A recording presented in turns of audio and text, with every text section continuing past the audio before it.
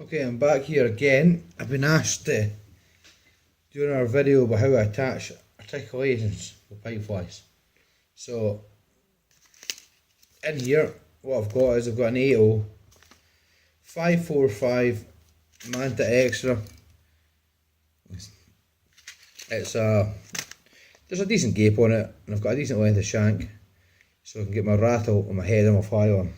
So, my rear half of the fly, I've already tied. It's in a 4.0 Manta 545, and it's about 7 or 8 inch long. You'll see one of my other videos that show you how to tie it. So I've super glued my hook, I've got my thread down the body. So this is the wire I use. It's Fox Carboflex. It's £40 or 18.1 kilos breaking strain. You buy it 50 metre on a spool. It's a stranded wire and it's got a plastic coating. It's a grey finish. So again, what I'm doing is 210, 220mm long. Cut it off. Mine use a pair of pliers, side cutters, because it will kill scissors. So I've got my bit of wire, right? So before you put it through the other fly, you want some beads. So in this instance, I'm going to use, I've got these fancy beads again. That's a grenade looking one. I don't know what this one is, but it's just different. It's just different, right? And the other two beads I'm going to use are just 4mm plastic. Right? You can see that. Massive fingers. These are pinky pearly ones. Generally try and match it to the fly you're doing. So you get your wire, okay, and you get your fly. Through the fly, and then line your tips up. Tips your wire up. Okay? And then you get your beads, stick your beads on. So there's pink, then the two funny ones. These funny ones, the different ones, I actually got them from a bead in a craft shop, but in the necklace making section. They weren't expensive, they were dirt cheap. So, same on there. What you do is you pull them down, so you've got about 5 or 6mm long loop of wire between your bead and your hook eye. And then you line it up on top of the other hook where you want it, and do one loose wrap, right? You can see where it is. So do another couple. Touch and turns coming forward, and then you can pull it. You can pull it through and just adjust your length a wee bit, whatever you want. And then a couple more to lock it, still working forward. I don't often put thread turns on top of each other. It's try and keep bulk down a bit.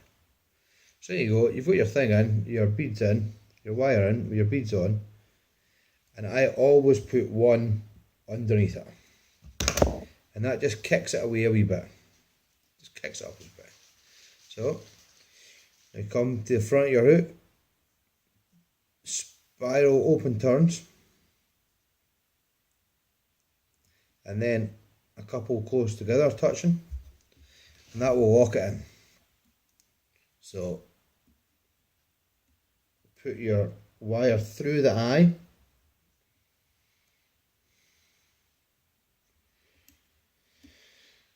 both bits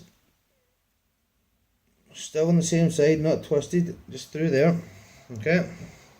And then I pull the one closest to me tight, and then up the side, and then that's caught in with one wrap. Another one, again, pull it tight, catch it in, and then spiral open turns back the way again to the rear of the hook. Okay, now again, bit of zap gap, and this is just for a base. Just give it a good coating right round, and now we're going to bind this down. And when I tie it in, I tie touch and turns, well, as close as I can get them touch and turns, right up the hook shank. Just watch when you go over the butt ends of the wire. Sometimes they can be sharp and cut your thread. If you use a good thread, thick thread like this one, you don't normally have problems. So come up to a few mil your eye or hook, and then touch and turns all the way back down again.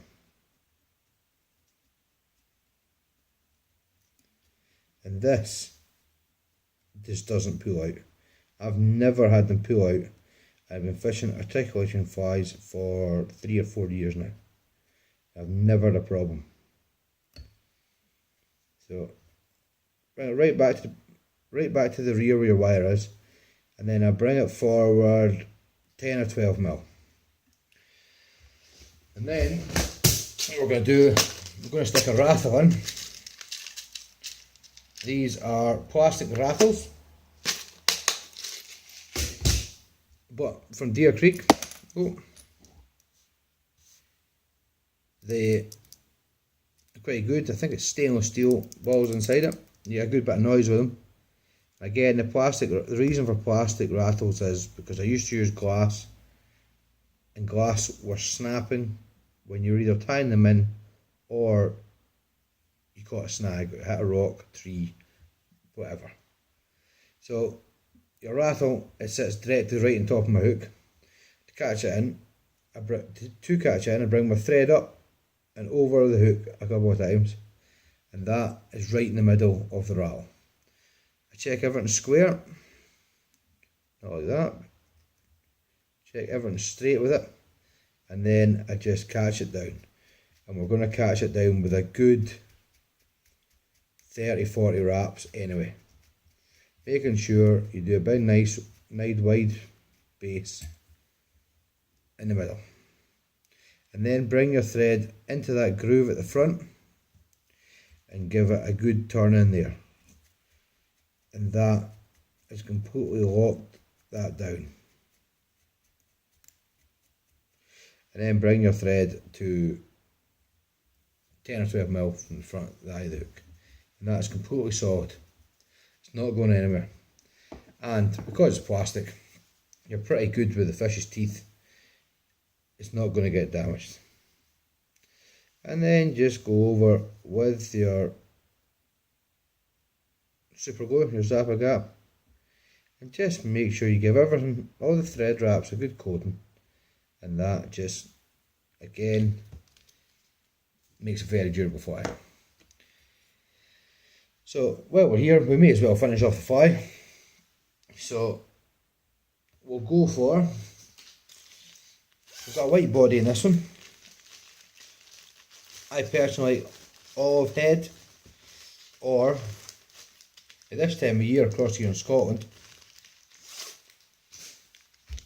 chartreuse is an absolute phenomenal colour. These pike, they're,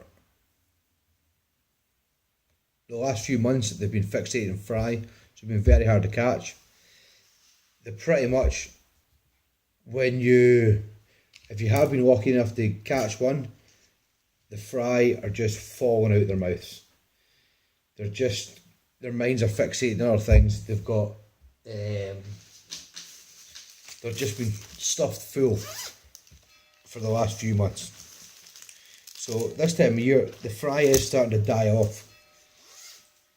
And the jack pike that spawned at the beginning of the year are now 8 to 10 inch long, in my local waters anyway.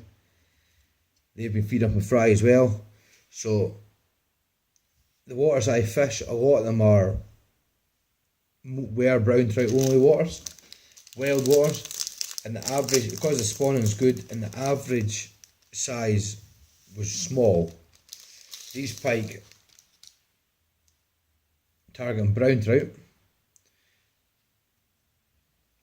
but because all the jack pike, or all the pike have been breeding, there's a lot of jacks. Jacks are far easier for them to catch, and they seem to prefer a jack pike pattern.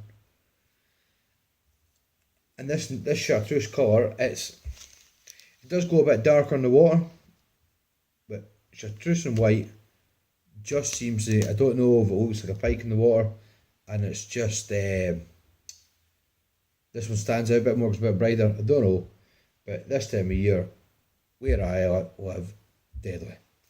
So, what we're going to do here is, I'm going to go straight into bucktail again, make your frame, as far down the bucktail as you can, nice and wide stuff, so you get that in.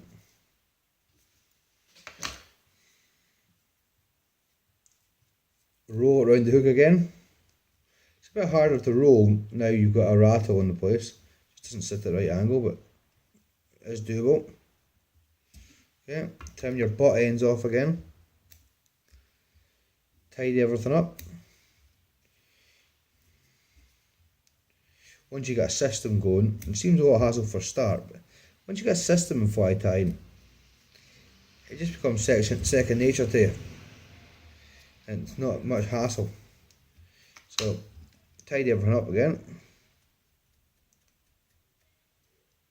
Dab of varnish. Make sure it soaks in. Don't be shy. More the better. So, again, the tube. Try and get everything back. And then you're going to make your little dam. Hold all the bucktail back to the angle you desire. And the angle on this is probably 35 degrees ish. So get my super glue. Super glue is always good. Stops your thread slipping, keeps a durable fly. So for the main wing in this, I'm using Glisten Glint Deer Creek product. This has got yellow flash blended through it, so just an added extra. Of course, jack pike, they are got a lot of yellow to them. So this again, taper it in your fingers, and then tie it in. Make sure the glue is dried. Tie it in 50-50, but roll it round, so you're trying to cover as much of the hook shank as possible. Then split it. Pull it underneath, tie over it. So that gives you a nice colour. It'll be a nice cloak as well. Right. So there you go. So then we're going to go in with flash again. I personally am going to use, I like silver, so I've got the Magnum flash with a header on. Cut it in half, or cut 3 or 4 strands off, fold it, cut it in half, then taper it with your fingers just to uneven it a bit. Like it, just don't like it. I don't like it all the same length. Again, 50-50. Roll it around the hook a bit, catch it in, and then split it and pull it underneath.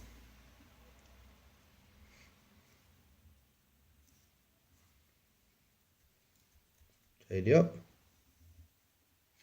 I'm going to go for a couple of feathers.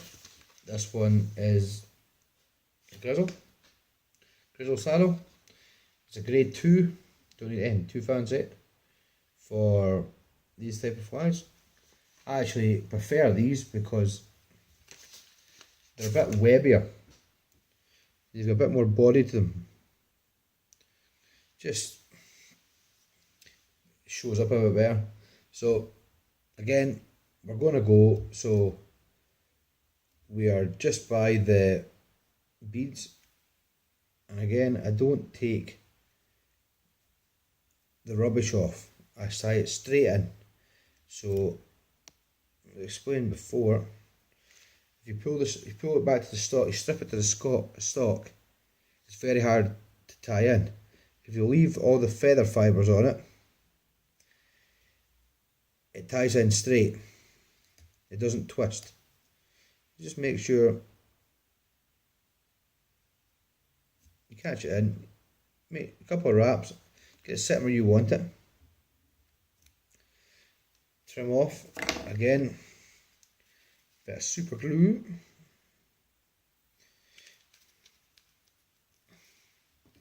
it just makes everything bind together, everything solid. So tidy everything up and then bring your thread right to the eye of your hook.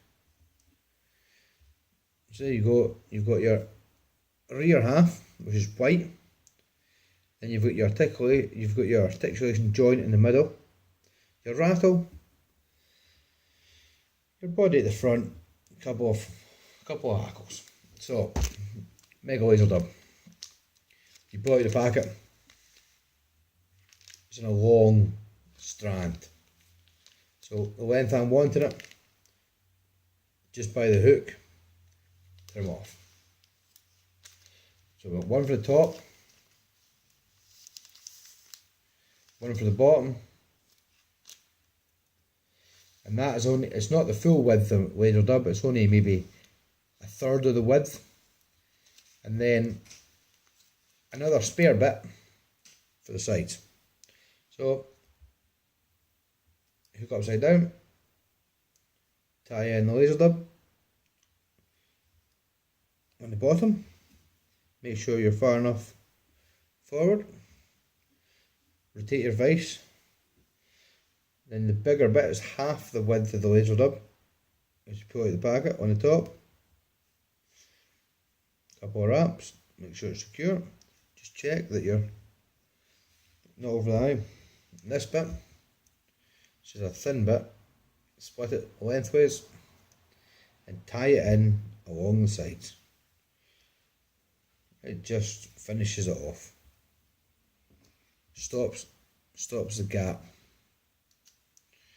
So tie it in.